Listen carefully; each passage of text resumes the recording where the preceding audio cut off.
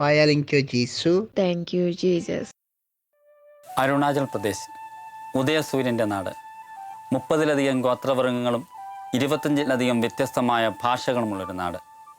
ഈ നാട്ടിൽ ചിതറിക്കിടന്ന വലിയ ഒരു സമൂഹത്തെ ഒന്നിച്ചു കൊണ്ടുവരികയും ആ സമൂഹത്തെ ഇപ്പോൾ നയിച്ചുകൊണ്ടിരിക്കുകയും ചെയ്യുന്ന നമ്മുടെ ബഹുമാനപ്പെട്ട ജോൺ തോമസ് കാട്ടൂർകുടിയിൽ പിതാവ്, കേരളത്തേക്കാൾ വലിപ്പമുള്ള ഇറ്റാനഗർ രൂപതയുടെ മെത്രാൻ.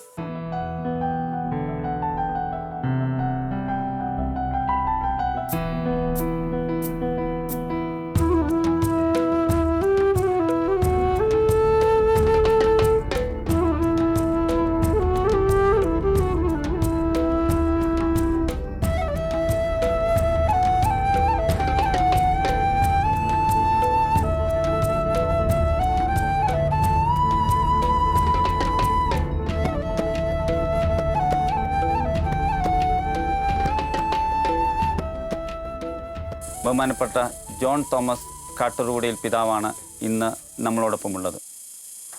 നിങ്ങൾക്കറിയാവുന്ന പോലെ ഇത് വളരെ മനോഹരമായ ഒരു നാടാണ്. ഇപ്പോൾ ഞങ്ങൾ ഇരിക്കുന്നത് തന്നെ ഇവിടുത്തെ സാധാരണ മനുഷ്യർ ജീവിക്കുന്ന ഒരു വില്ലേജിലെ ഒരു ഭവനത്തിലാണ്. ഇതാണ് സാധാരണ ഒരു നിഷി വീടിൻ്റെ ഈ കാലഘട്ടത്തിലെ രൂപം. മുൻപ് ഇതിനേക്കാൾ വളരെ ടിൻ ഷീറ്റൊന്നും ഉണ്ടായിരുന്നില്ല. ഇപ്പോൾ ടിൻ ഷീറ്റൊക്കെയായി. ഇതാണ് അവർ സാധാരണയായിട്ട് അവർ താമസിക്കുന്ന ഭവനം. ഇതാണ് പലപ്പോഴും ഇവിടുത്തെ മിഷണറിമാർ വില്ലേജുകളിലൂടെ നടന്നു പോകുമ്പോൾ കടന്നുപോയി രാത്രികളിൽ താമസിക്കുന്നത് ഇതുപോലുള്ള ഭവനങ്ങളിലാണ്. തീർച്ചയായിട്ടും അവരുടെ സ്നേഹത്തോടൊപ്പം അവരുടെ സ്വീകരണവും ഏറ്റുവാങ്ങിക്കൊണ്ട് ഞങ്ങളൊക്കെ പിതാവടക്കം ഞങ്ങളെല്ലാവരും ഇതുപോലുള്ള ഭവനങ്ങളിൽ താമസിച്ചിട്ടുണ്ട്. അതുകൊണ്ട് തന്നെ ഇവിടെ ഇരിക്കുമ്പോൾ ഞങ്ങൾ ഏറെ അഭിമാനത്തോടു കൂടിയാണ് ഇരിക്കുന്നത്. ഈ ദിവസം നമുക്ക് പ്രത്യേകിച്ച് ഈ രൂപതയുടെ അധിപനായ ജോൺ തോമസ് പിതാവിൻ്റെ ജീവിതത്തെക്കുറിച്ചും പിതാവിൻ്റെ ദൈവവിളിയെക്കുറിച്ചും അതുപോലെ പിതാവ് നടന്നു വന്ന വഴികളിലൂടെ പിതാവിനോടൊപ്പം നമുക്കും സഞ്ചരിക്കാം.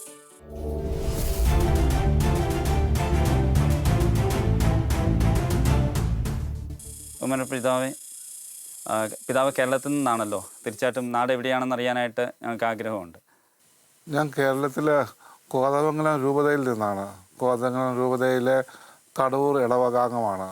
കടവൂർ ഇടവകയെ പല കരകൾ കൂടിയുള്ളതാണ്. അത് തെക്കേ പുന്നമറ്റം കര, അവിടെയാണ് ഞങ്ങളുടെ വീട്. അങ്ങനെ ഞങ്ങളുടെ കാട്ടുകുടി കുടുംബക്കാർ ഈ പ്രദേശത്തേക്ക് മൂവാറ്റുപുഴ പെരിങ്ങഴ ഭാഗത്തു നിന്നും ഒരു 125 കൊല്ലം മുമ്പ് കുടിയേറി പാർത്തവരാണ്. അക്കാലത്ത് ആ തെക്കേ പുന്നമറ്റം കര മുഴുവനും വനപ്രദേശമായിരുന്നു. ആനകളും ഒക്കെ ഉണ്ടായിരുന്നു. അന്നൊക്കെ അവർ ഏറുമാടം കെട്ടി ഏറുമാടത്തിൻ്റെ മുകളിലാണ് താമസിച്ചുകൊണ്ടിരുന്നത് ആദ്യം വന്നവരെല്ലാം. പക്ഷേ കാലക്രമേണ അതെല്ലാം വ്യത്യാസപ്പെട്ടു. എല്ലാ സ്ഥലത്തും വ്യത്യാസപ്പെടുന്നത് പോലെ ഇപ്പോൾ അവിടെ എല്ലാം നന്നായിട്ട് പുരോഗതി പ്രാപിച്ചു. ഒത്തിരി കുടുംബക്കാരെല്ലാം ഉണ്ട്, ഇടവകകളെല്ലാം ഉണ്ട്. ഞങ്ങളുടെ ഇടവക തുടങ്ങിയത് 1910-ലാണ്. ഇപ്പോൾ 100 കൊല്ലം പിന്നിട്ടിരിക്കുകയാണ്. അപ്പോൾ ആ ഇടവകകളിലും ഒത്തിരി പുരോഗമനമെല്ലാം ഉണ്ടായിട്ടുണ്ട്. എൻ്റെ വീട്ടിൽ ഞങ്ങൾ 9 മക്കളുണ്ട്. 6 ആണുങ്ങളും 3 പെണ്ണുങ്ങളും.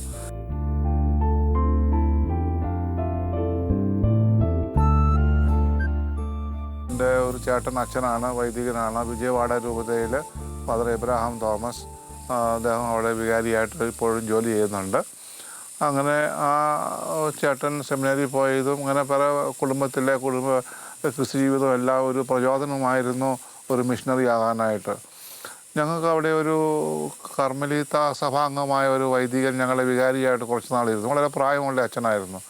ആ അച്ഛൻ എല്ലാ കുർബാന കഴിഞ്ഞും ഞായറാഴ്ച ദിവസം കുർബാന കഴിഞ്ഞ് എപ്പോഴും ഒരു ചെറിയ കഥ പറയുമായിരുന്നു മിഷണറിമാരെ പറ്റി.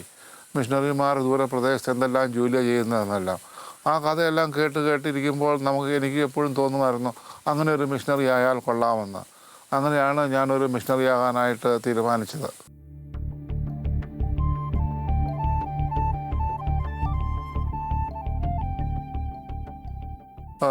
എൻ്റെ സ്കൂളെല്ലാം വിദ്യാഭ്യാസം കഴിഞ്ഞിട്ട് അവസാനം ഞാൻ തെസ്പൂർ രൂപതയിൽ ചേർന്ന ഒരു സെമിനാരിയിൽ ചേർന്ന ഒരു വൈദികനായിട്ട് തുടങ്ങി.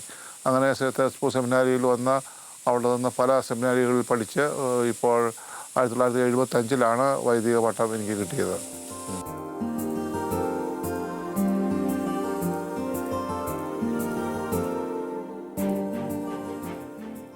പിതാവിൻ്റെ കുടുംബത്തിൽ മറ്റ് സഹോദരിമാരാരെങ്കിലും സിസ്റ്റേഴ്സ് അങ്ങനെ? എൻ്റെ ഒരു ചേച്ചിയും മഠത്തിൽ ചേർന്നായിരുന്നു, ക്ലാര മഠത്തിലായിരുന്നു. അത് കഴിഞ്ഞ കൊല്ലമാണ് ചേച്ചി മരിച്ചു പോയത്, 80-ാമത്തെ വയസ്സിൽ മരിച്ചു പോയത്. അങ്ങനെ ചേച്ചിയുടെ ദൈവവിളിയും എനിക്ക് ഇങ്ങനെ മിഷന് പോകാനായിട്ടൊരു വലിയ പ്രചോദനമായിരുന്നു. പിതാവ് അവിടെ നിന്ന് കേരളത്തിലായിരുന്നല്ലോ ഉണ്ടായിരുന്നത്, ഇത്രയും ദൂരെയുള്ള തെസ്പൂർ വന്ന് പെടാനുണ്ടായ സാഹചര്യം?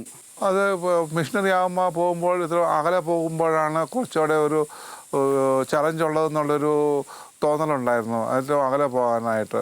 അവിടെ ഞാൻ ഓർക്കുന്നു, ഇങ്ങനെ നമ്മുടെ മാപ്പെടുത്ത് നോക്കിയിട്ട് അകലെയുള്ള സ്ഥലം എവിടെയാണെന്ന് നോക്കിയിട്ട് അങ്ങനെയൊക്കെയാണ് ഞാൻ തെസ്പൂർ രൂപതയിലേക്കും ഒരു എഴുത്തെഴുതിയതും. അങ്ങനെ ആസാമായിരുന്നുണ്ട്, അങ്ങനെ വരാൻ പറ്റിയിട്ടുണ്ട്. തെസ്പൂർ രൂപതയിലേക്ക് വന്നു. തെസ്പൂർ രൂപതയിൽ വന്നിട്ടും ഞാൻ അവിടെ ആദ്യമായിട്ട് പരിചയപ്പെട്ടത് തെസ്പൂർ രൂപതയുടെ പിതാവായ ഓറസ്റ്റസ് മരേങ്കോ എന്ന് പറഞ്ഞ ഇറ്റാലിയനായിരുന്നു. ആ ഇറ്റാലിയൻ ബിഷപ്പ് 16-ാമത്തെ വയസ്സിൽ ഇറ്റലി വിട്ട് ഇന്ത്യയിൽ വന്നതാണ്, ഒരിക്കലും തിരിച്ചു പോകുകയില്ലെന്നുള്ള വിചാരത്തോടു കൂടി. അപ്പോൾ അതെല്ലാം കേട്ടപ്പോൾ ഞാൻ ഓർത്ത് 16-ാം വയസ്സിൽ ഇറ്റലി വിട്ട് ഇവിടെ വന്നു ഈ ഒരു മിഷണറി ആകാനായിട്ട് വന്ന ഇത്രയും ഒരു മോട്ടിവേഷൻ, മിഷണറി ആകാനുള്ള ഒരാൾ ആണല്ലോ ഞങ്ങളുടെ പിതാവ്. അപ്പോൾ അതുപോലെ ഒരു മിഷണറി ആകണം എന്നുള്ളൊരു തോന്നൽ എൻ്റെ മനസ്സിലും ഉണ്ടായിരുന്നു. വൈദിക പഠനമൊക്കെ എവിടെയൊക്കെയായിരുന്നു? വൈദിക പഠനത്തിനായിട്ട് ഞാൻ ആദ്യം ഷില്ലോങ്ങിൽ കുറച്ച് നാളുണ്ടായിരുന്നു, ഒരു കൊല്ലത്തോളം ഷില്ലോങ് മൈനർ സെമിനറിയിൽ. പിന്നെ കൽക്കട്ട മോർണിംഗ് സ്റ്റാർ കോളേജ് എന്നുള്ള ഒരു സെമിനറി ഉണ്ടായിരുന്നു. അവിടെ നിന്ന് പിന്നെ മദ്രാസിലെ സേക്രഡ് ഹാർട്ട് സെമിനറി പൂനമല്ലി, ഇവിടെയെല്ലാമാണ് പഠിച്ചത്. പഠിത്തമെല്ലാം കഴിഞ്ഞ് അച്ഛനായി കഴിഞ്ഞ് വന്നു കഴിഞ്ഞിട്ട് എനിക്കത് ഇടവകയിൽ ജോലി ചെയ്യാനായിട്ട് 3 വർഷമേ കിട്ടിയുള്ളൂ. ആദ്യത്തെ 3 വർഷം ഞാനൊരു ഇടവകയിൽ അസിസ്റ്റന്റ് വികാരിയായിട്ട് ജോലി ചെയ്തു. അത് കഴിഞ്ഞ് എന്നെ ബിഷപ്പ് എന്നെ ഒരു സെമിനറിയിലേക്ക് സ്ഥലം മാറ്റി, അവിടുത്തെ മൈനർ സെമിനറി റെക്ടറായിട്ട്. പിന്നെ എന്നെ ഉപരിപഠനത്തിനായിട്ട് റോമിന് വിട്ടു. തിരിച്ചു വന്ന് പിന്നെയും സെമിനാരികളിലായിട്ടാണ് ഞാൻ എൻ്റെ ജീവിതം ചിലവഴിച്ചത്. അധികവും സെമിനാരിയിൽ പഠിപ്പിക്കലും ഒക്കെ ആയിട്ട്. റോമിൽ ഞാൻ ബൈബിളാണ് പഠിച്ചത്. അതുകൊണ്ട് തിരിച്ചു വന്നിട്ട് ഞങ്ങളുടെ തിയോളജിക്കൽ കോളേജിലെ സെമിനാരിയിൽ ഞാൻ ബൈബിൾ പഠിപ്പിച്ചുകൊണ്ടിരുന്നു. ഓറിയൻസ് കോളേജിലാണ് ഞാൻ ഓറിയൻസ് തിയോളജിക്കൽ കോളേജ് ഷില്ലോങ്ങിൽ അതിൻ്റെ ഡയറക്ടറായിട്ട് 6 കൊല്ലം ഞാൻ സേവനം ചെയ്തു. ആ 6 കൊല്ലവും ഞാൻ പഴയ നിയമം പഠിപ്പിക്കുന്നുണ്ടായിരുന്നു സെമിനാരിയിൽ. റെക്ടറായിരിക്കുമ്പോഴാണ് ഡിഫു ഡയസിൻ്റെ പിതാവായിട്ട് ഞാൻ 6 കൊല്ലം റെക്ടറായി കഴിഞ്ഞിട്ട് പിന്നെയും എന്നോട് ഡോക്ടറേറ്റ് പഠിക്കാനായിട്ട് റോമിന് പോകാൻ പറഞ്ഞു ബിഷപ്പ്. അങ്ങനെ ഞാൻ റോമിൽ പോയി.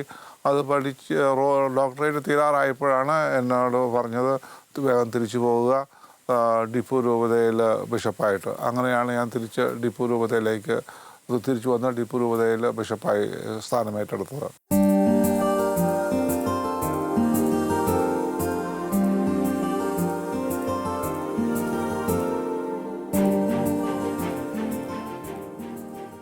ആസാമിലെ ഒരു രൂപതയാണ് ഡിഫു. അവിടെ പിതാവ് അവിടുത്തെ മെത്രാനായിട്ട് ജോലി ചെയ്തുകൊണ്ടിരിക്കുന്ന കാലഘട്ടത്തിലാണ് അരുണാചൽ പ്രദേശിൽ പുതിയ രൂപത ഉണ്ടാകുന്നതും പിതാവിനെ ഇങ്ങോട്ട് സ്ഥലം മാറ്റുന്നതും. ഡിഫുവിലെ അനുഭവങ്ങൾ പ്രത്യേകിച്ച്? ഡിഫുവിൽ ഞാൻ ഒരു 11 കൊല്ലം അവിടെ ഉണ്ടായിരുന്നു. അവിടെയും പല ഗോത്രക്കാരുണ്ട്. കർബി, ഗാരോ, ബോറോ, തീവ, കാശി, ദിമാസ, അങ്ങനെ പല ഗോത്രക്കാരുണ്ട്. ഇവരുടെ എല്ലാം ഇടയ്ക്ക് നമ്മുടെ സഭയുണ്ട്. അപ്പോൾ അവിടെ എല്ലാം പോയി അവരവരുടെ ഭാഷകളിൽ കുർബാന ചൊല്ലി അവരുടെ ആൾക്കാരുമായിട്ട് സമ്പർക്കപ്പെട്ടു പോവുക എന്നുള്ളത് വിഷമമുള്ള കാര്യമായിരുന്നു. എങ്കിലും നമ്മൾ അവരുടെ ജീവിത രീതി കണ്ടു കഴിയുമ്പോൾ നമുക്ക് അവർക്ക് വേണ്ടി എന്തെങ്കിലും ചെയ്യാൻ തോന്നും നമുക്ക്. കാരണം അവരെല്ലാം പാവങ്ങളാണ്, സാമ്പത്തികമായിട്ട് വലിയ അധികം പിന്നോക്കമുള്ള ഇല്ലാത്തവരാണ്. അതുകൊണ്ട് അവർക്ക് വേണ്ടി എന്തെങ്കിലും ചെയ്യണം. പ്രത്യേകമായിട്ട് അവർക്ക് വേണ്ടി നമ്മൾ സുവിശേഷം പ്രസംഗിക്കുക, പള്ളിയിൽ വരിക. പള്ളിയിൽ വന്നു കഴിഞ്ഞാൽ എന്നും നമ്മൾ അവരോട് ഞായറാഴ്ച ദിവസങ്ങളെല്ലാം പറയുമ്പോൾ അവരുടെ ജീവിതം അതുകൊണ്ട് മാറുന്നതാണ്. അതുപോലെ പിന്നെ അവർക്ക് വിദ്യാഭ്യാസപരമായിട്ട് വളരെ പിന്നോക്കമുള്ള സ്ഥലമാണ് ഈ ഏരിയ മുഴുവനും. ഗവൺമെൻറ് സ്ഥാപനങ്ങൾ, വിദ്യാഭ്യാസ സ്ഥാപനങ്ങളൊന്നും തന്നെ ശരിക്കും ഫങ്ഷൻ ചെയ്യുന്നില്ല. പേരിന് വേണ്ടിയുള്ള സ്ഥാപനങ്ങളാണ്. ടീച്ചേഴ്സാരും തന്നെ അങ്ങനെ സ്കൂളിൽ പോകുകയോ പഠിപ്പിക്കുകയോ ചെയ്യുന്നില്ല. അങ്ങനെയുള്ള സ്ഥലത്ത് നമ്മുടെ സ്കൂളുകളാണ് ആൾക്കാർക്കൊരു വെളിച്ചം കൊടുക്കുന്നത്. അതുകൊണ്ട് ഒത്തിരി ആൾക്കാർ നമ്മുടെ സ്കൂളുകളിൽ വരുന്നതാണ്. അതുകൊണ്ട് വിദ്യാഭ്യാസത്തിന് ഒത്തിരി ഊന്നൽ കൊടുത്തുകൊണ്ടാണ് ഡിഫു രൂപതയിലുണ്ടായിരുന്ന മിഷൻ പ്രവർത്തനം.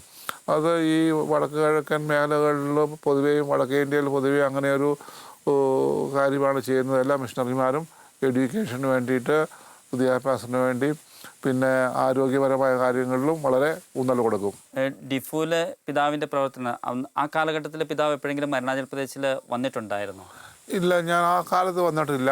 അവിടുന്ന് ഏകദേശം അവസാനം 1911 എന്തോ ഇങ്ങോട്ട് വരുന്നതിന് മുമ്പായിട്ട് ഒരു 6-7 മാസം മുൻപ് ഇവിടെ തെസ്പൂരത്തെ ബിഷപ്പ് ഇവിടെ ഒരു ചെറിയ ഫംഗ്ഷൻ വരേണ്ട കാര്യമുണ്ടായിരുന്നു. ബിഷപ്പിന് അസുഖമായതുകൊണ്ട് ബിഷപ്പ് എന്നോട് ചോദിച്ചു ഒന്ന് പോകാമെന്ന്. അങ്ങനെ ഞാൻ ഇവിടെ വളരെ ഉൾപ്രദേശത്ത് വരെ ഞാൻ വന്നതാണ്. ആ ഒരു എക്സ്പീരിയൻസ് ഉണ്ടായിരുന്നു. തെസ്പൂർ രൂപതയുടെ കീഴിലായിരുന്നു ഈ പ്രദേശങ്ങൾ. ഈ സ്ഥലം തെസ്പൂരിൻ്റെ കീഴിലായിരുന്നു. ആ സമയത്തൊന്നും ഞങ്ങൾക്ക് ഇങ്ങോട്ട് പ്രവേശിക്കാനുള്ള അനുവാദമില്ലായിരുന്നു. കാരണം ഈ അരുണാചൽ പ്രദേശിന് ഒരു പ്രത്യേക സ്റ്റാറ്റസ് സെൻട്രൽ ഗവൺമെൻറ് കൊടുത്തിട്ടുണ്ടായിരുന്നു. ആരെങ്കിലും അകത്തേക്ക് കയറണമെങ്കിൽ അവർക്കൊരു ഇന്നർ ലൈൻ പെർമിറ്റ് വേണം. അവരൊരിക്കലും ഇന്നർ ലൈൻ പെർമിറ്റ് മിഷണറിമാർക്ക് കൊടുത്തിരുന്നില്ല. അതുകൊണ്ട് ഞങ്ങൾ ആരും ഇങ്ങോട്ട് ആദ്യം കയറാൻ ശ്രമിച്ചു പോലുമില്ല. അരുണാചൽ പ്രദേശിൽ ഇറ്റാനഗർ രൂപതയുടെ മെത്രാനായിട്ട് നിയോഗിക്കപ്പെടുമ്പോൾ പെട്ടെന്ന് ഇങ്ങനെ ഒരു നിയോഗം കിട്ടിയപ്പോൾ എന്താണ് പിതാവിന് തോന്നിയത്? കാരണം പരിചയമില്ലാത്തൊരു നാട് പെട്ടെന്ന് വളരെ സിസ്റ്റമാറ്റിക്കായിട്ട് പിതാവ് കൊണ്ടുവന്നുകൊണ്ടിരിക്കുന്ന ഒരു രൂപതയെന്ന് ഒന്നുമില്ലാത്തൊരവസ്ഥയിലേക്ക് പെട്ടെന്ന് വരേണ്ടി വന്ന ഒരു സാഹചര്യം, അതെങ്ങനെയാണ് പിതാവിനെ? അങ്ങനെ ഒരു ചിന്ത ഒരിക്കലും എൻ്റെ മനസ്സിൽ വന്നില്ല. അതൊരു വിഷമം പിടിച്ച സ്ഥലമാണെന്നൊന്നും. ഇതൊരു പുതിയ ജോലി എന്നോട് ചെയ്യാൻ പറയുന്നു, അതങ്ങനെ ചെയ്യാൻ നമുക്ക് പറ്റുന്ന പോലെ ചെയ്യുക. അത് കൂടുതൽ വേറെ വിഷമമുണ്ടോ വിഷമമില്ല എന്നുള്ള ആ ഒരു കാര്യം മനസ്സിലേ വന്നിട്ടില്ല. ഒരു പുതിയ ചലഞ്ച് നമ്മൾ ഏതായാലും ചെയ്യണം, അതങ്ങനെ ചെയ്യണം. അതുമാത്രമല്ല, അരുണാചൽ പ്രദേശിലെ സഭയെപ്പറ്റി എപ്പോഴും നല്ല കാര്യങ്ങൾ ഞങ്ങൾ കേട്ടിരുന്നുള്ളൂ. വളരെ പുതിയ സഭയാണ്, യങ് ചേർച്ച്, ആൾക്കാരെല്ലാം വളരെ ഉത്സാഹമുള്ളവരാണ്. അതുകൊണ്ട് എനിക്ക് വിഷമത്തെപ്പറ്റി ഒരിക്കലും ഞാൻ ചിന്തിച്ചില്ല. എന്താ അങ്ങോട്ട് ചെയ്യാൻ പറ്റുന്നത്, എങ്ങനെയാണ് ചെയ്യേണ്ടത് എന്നുള്ള കാര്യത്തെപ്പറ്റി മാത്രമേ ഞാൻ ചിന്തിച്ചുള്ളൂ.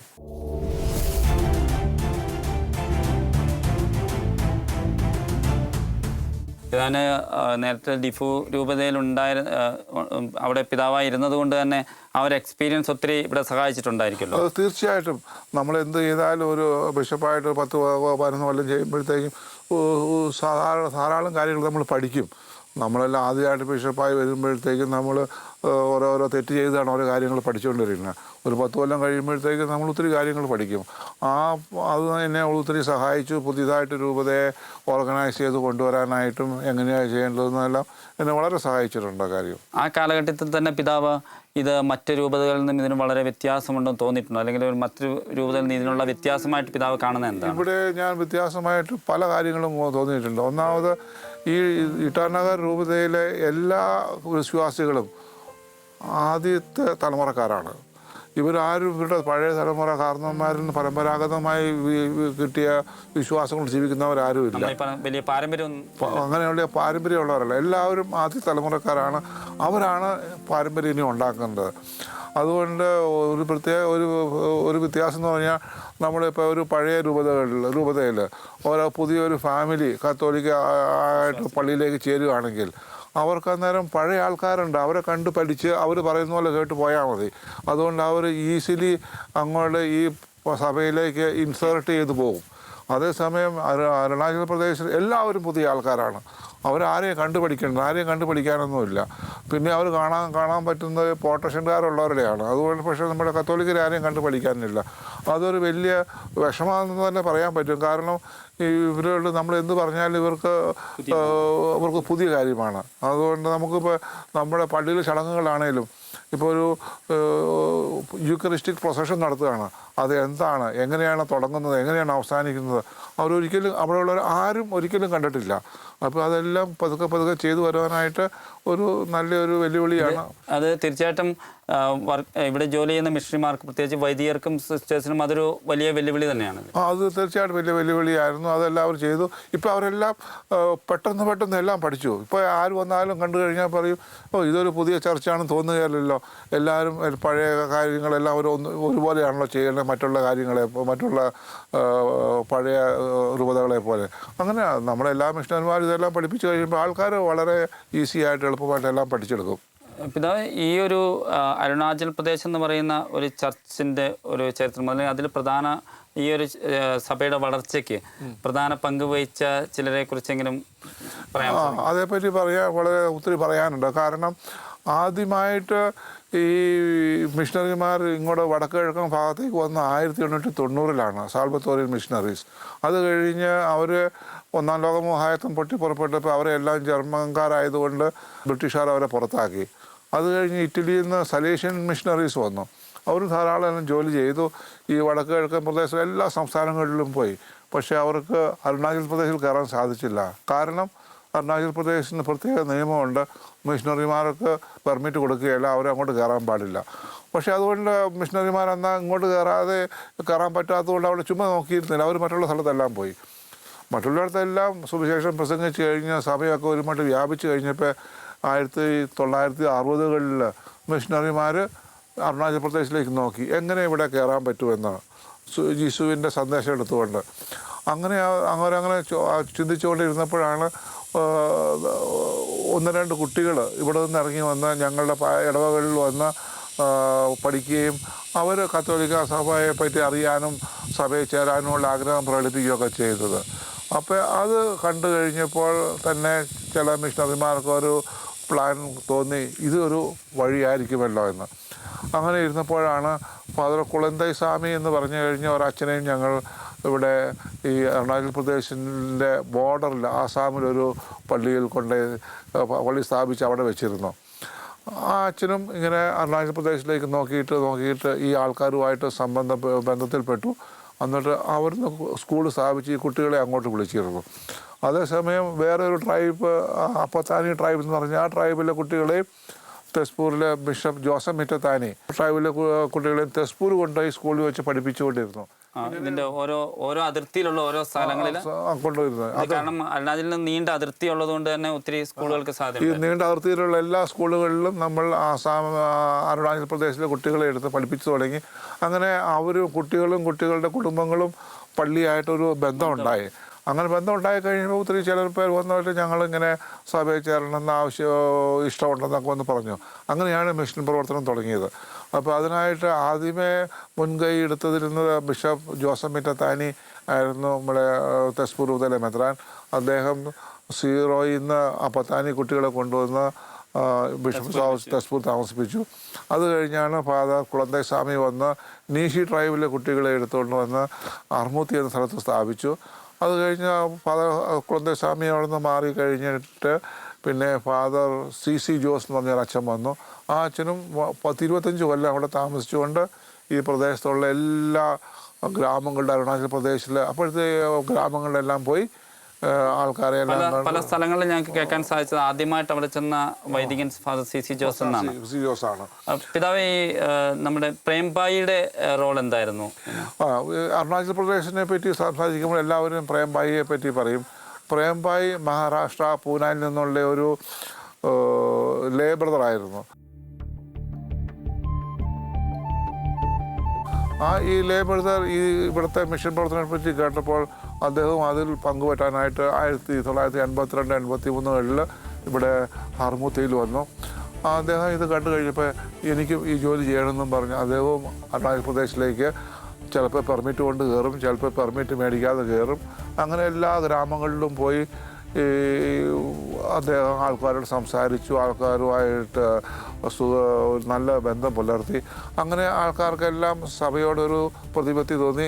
ഒത്തിരി പേര് അന്നേരം സഭയിൽ ചേരണമെന്ന് പറഞ്ഞ് അങ്ങനെ വന്നിരുന്നു. അതുകൊണ്ട് പ്രേംഭായി ഇങ്ങനെ ഇൻസ്റ്റിറ്റ്യൂഷണലൈസ്ഡ് ചർച്ചുമായിട്ടും അല്ല പോയത്. പുള്ളി ഇങ്ങനെ ആൾക്കാരുമായിട്ട് ബന്ധം പുലർത്തി നല്ല ഒരു റിലേഷൻഷിപ്പ് ബിൽഡപ്പ് ചെയ്തുകൊണ്ട് എല്ലാ ഗ്രാമങ്ങളും സന്ദർശിച്ചു, രോഗികളെ സന്ദർശിച്ചു, രോഗികളെ അവിടുന്ന് കൊണ്ടുപോയി ആശുപത്രി കൊണ്ട് എത്തിക്കും, രോഗികളുടെ അടുത്തിരുന്ന് അവരെ ശുശ്രൂഷിക്കും.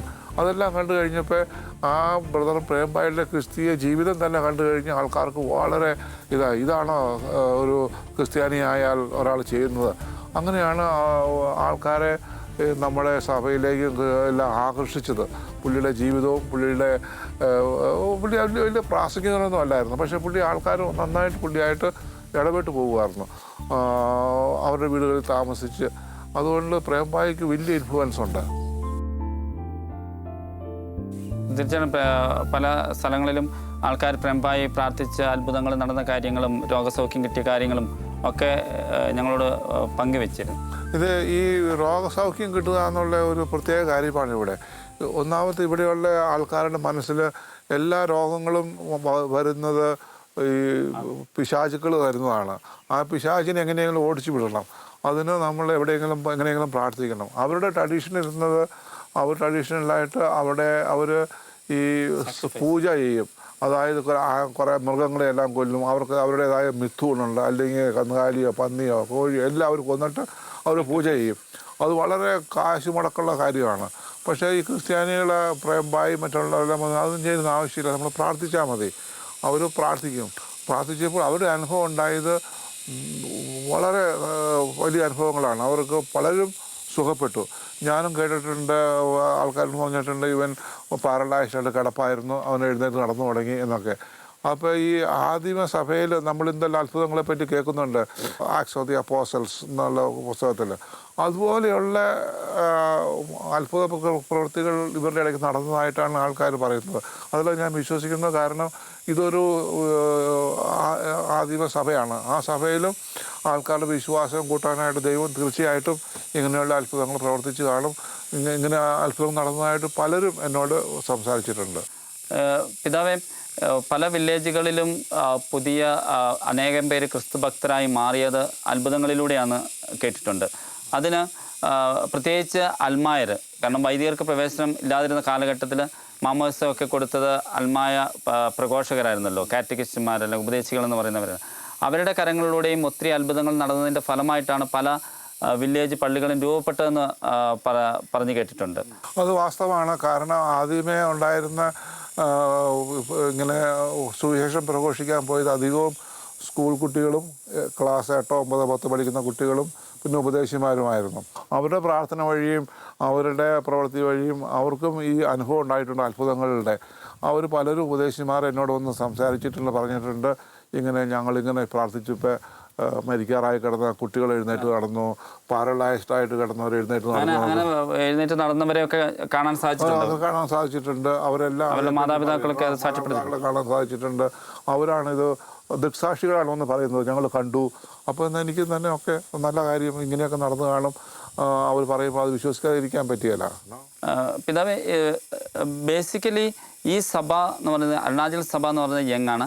അതേപോലെ തന്നെ ഇത് അൽമായരാൽ രൂപപ്പെട്ട ഒരു സഭാ സമൂഹമാണെന്ന് പറയുന്നതിൽ തെറ്റുണ്ടോ? അൽമായരുടെ അതുകൊണ്ട് ഒരു തെറ്റുമില്ല. കാരണം ഇപ്പോൾ ഇവിടെയുള്ള ക്രിസ്ത്യാനികൾ നോക്കുകയാണെങ്കിൽ ഭൂരിഭാഗം പേരും സഭയിലേക്ക് വന്നത് അൽമായർ കൊണ്ടുവന്നവരാണ്, അല്ലാണ്ട് അച്ഛന്മാർ പറഞ്ഞിട്ട് വന്നതല്ല.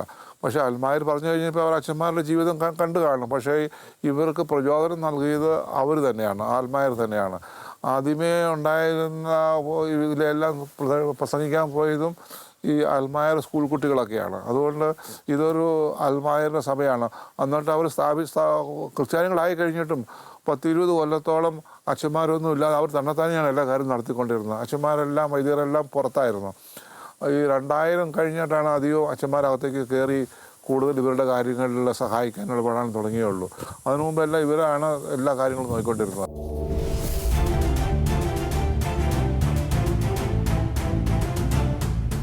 രണ്ടായിരത്തി 6 ഇതൊരു രൂപതയായിട്ട് ഉയർത്തപ്പെടുന്നത് വരെ ഇവിടെ ഏതാണ്ട് 15ഓളം സെൻറ്ററുകളിൽ അച്ഛന്മാർ താമസം ഉണ്ടായിരുന്നു. പലതും ഇടവകകളായിരുന്നില്ല. അതിനുശേഷം 2016 ശേഷമാണ് ഇവിടെ ഇടവകകൾ സ്ഥാപിക്കപ്പെട്ടത്. ഇപ്പോൾ ഏതാണ്ട് 40ഓളം ഇടവകകൾ രൂപപ്പെട്ടിട്ടുണ്ട്.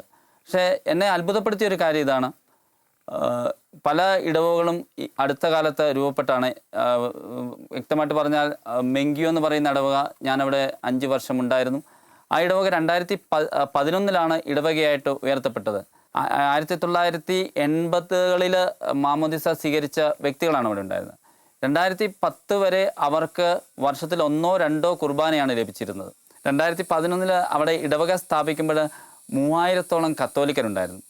ഇത് എന്നെ വളരെ വല്ലാതെ അത്ഭുതപ്പെടുത്തിയൊരു കാര്യമായിരുന്നു. പിതാവ്, ഈ ഒരു സഭ എങ്ങനെ സർവൈവ് ചെയ്തു? ഞാൻ ഇത്രയും വർഷക്കാലം വർഷത്തിൽ 1-2 കുർബാന മാത്രം ലഭിക്കുന്ന ഒരു സമൂഹം ഇതുപോലെ എനർജറ്റിക്കായിട്ട് സർവൈവ് ചെയ്യുന്നതിൻ്റെ രഹസ്യം എന്താണെന്ന് പറഞ്ഞുതരാമോ? അത് രഹസ്യം ദൈവത്തിൻ്റെ പരിപാലനയാണെന്ന് തന്നെ പറയാം. കാരണം അത് അരുണാചൽ പ്രദേശിൽ മാത്രമല്ല, ഈ വടക്ക് കിഴക്കൻ മേഖലയിലുള്ള എല്ലാ രൂപതകളിലും തന്നെ ധാരാളം വില്ലേജുകളുണ്ട്. ഇങ്ങനെ ഇടവക പള്ളിയിൽ നിന്ന് വളരെ ദൂരത്തിലുള്ള ചില ഇടവകകളുടെ കീഴിൽ 30, 40, 50, 60 പള്ളികളുണ്ട്. ഇവിടെയെല്ലാം വൈദികർക്ക് ഇങ്ങനെ കറങ്ങി നടന്ന് കുർബാന ചൊല്ലി വരാനായിട്ട് വിഷമമുണ്ട്. അവർ ചെന്ന് വരുമ്പോഴത്തേക്കും ചിലപ്പോൾ ആണ്ടിൽ 2 പ്രാവശ്യമോ 3 പ്രാവശ്യമോ ചെല്ലാൻ പറ്റിയ അത് വലിയ കാര്യമാണ്. ചില പ്രദേശത്തൊക്കെ 1 പ്രാവശ്യം എല്ലാം പറ്റുള്ളൂ. അരുണാചൽ പ്രദേശത്ത് തന്നെ ഇറ്റാനഗർ രൂപതയിലുള്ള ചില പള്ളികളൊക്കെ വില്ലേജൊക്കെ ചെന്ന് പറ്റണമെങ്കിൽ 10-12 മണിക്കൂർ നടക്കണം. ചിലയിടത്ത് ചെല്ലണമെങ്കിൽ അങ്ങനെ 2 ദിവസം 3 ദിവസം നടക്കണം. അങ്ങനെ 3 ദിവസം നടന്ന് പോകുമ്പോൾ എന്തോ ഒരു സമയമെടുക്കും. ഒരു അച്ഛൻ പറഞ്ഞു, അച്ഛൻ്റെ എല്ലാ ഇടവകയിലും പുള്ളി ക്രിസ്മസ് സമയത്ത് ഒന്ന് കറങ്ങി വരുമ്പോഴത്തേക്കും 500ഓളം കിലോമീറ്റർ അച്ഛൻ നടക്കണം. ഇങ്ങനെയെല്ലാം നടന്ന് കറങ്ങി തിരിഞ്ഞ് വരുമ്പോഴത്തേക്കും സമയമെടുക്കും. പക്ഷേ ആൾക്കാർ ഇതെല്ലാം കണ്ടു കഴിഞ്ഞിട്ടും അവർക്കറിയാം അച്ഛന്മാർ അവരെപ്പറ്റി ചിന്തിക്കുന്നുണ്ട്, അവർ അന്വേഷിച്ച് വരും. പിന്നെ ആ പള്ളി നോക്കാനായിട്ട് ഒരു ഉപദേശിയെ വെച്ചിട്ടുണ്ട്. ഈ ഉപദേശിയാണ് ആ പള്ളി സംരക്ഷിച്ചുകൊണ്ട് വരുന്നത്. ഈ ഉപദേശിമാരെ പല പ്രാവശ്യം ഇടവകളിലേക്ക് വിളിച്ച് അവർക്ക് ചില ക്ലാസ്സൊക്കെ കൊടുത്ത് അവരെ മോട്ടിവേറ്റ് ചെയ്ത് തിരിച്ചു വിടും. അവരാണ് പിന്നെ ആ പള്ളിയെ സംരക്ഷിച്ചുകൊണ്ട് വരുന്നത്. ആ പള്ളിയിലെ വിശ്വാസം കാത്തുരക്ഷിക്കുന്നത്, ആ വില്ലേജിലെ വിശ്വാസം കാത്തുരക്ഷിക്കുന്നത് പ്രത്യേകിച്ചും അവിടുത്തെ ഉപദേശിയുടെ താല്പര്യം കൊണ്ടും അവൻ്റെ കഴിവ് കൊണ്ടാണ്. പിതാവേ, ഇതുപോലെ ഞങ്ങൾ ഒരു വില്ലേജിൽ പോയപ്പോൾ ഞങ്ങൾ ശ്രദ്ധിച്ചൊരു കാര്യമുണ്ട്. അവിടെയുള്ള ആൾക്കാർ പറഞ്ഞൊരു കാര്യം ഇതാണ്. ഒരു പുതിയ പാരീഷായിരുന്നത്. അപ്പോൾ അവിടെ ചെന്നപ്പോൾ അവർ പറഞ്ഞു, ഒരു കാലഘട്ടത്തിൽ പ്രേംബായി, ഫാദർ CC ജോസ്, അതുപോലെ അച്ഛന്മാരൊക്കെ വന്ന് പോയിക്കൊണ്ടിരുന്നൊരു കാലഘട്ടം ഉണ്ടായിരുന്നു.